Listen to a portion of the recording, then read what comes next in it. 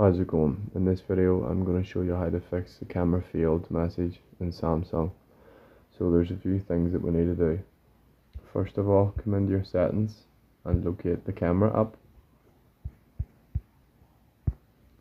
So next you're going to press camera settings and then come down and then reset your camera settings.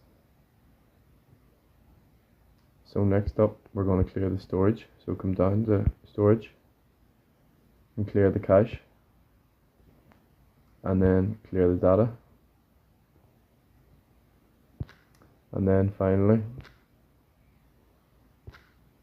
come back into your main settings menu and come down to security and privacy and press on updates. And then the Google Play System update, if you have that, make sure you install it. Also, if you have an SD card, try remove it and reinserting it. So after all that, you want to restart your device, and that should fix the camera failed message in Samsung phone. Thank you for watching.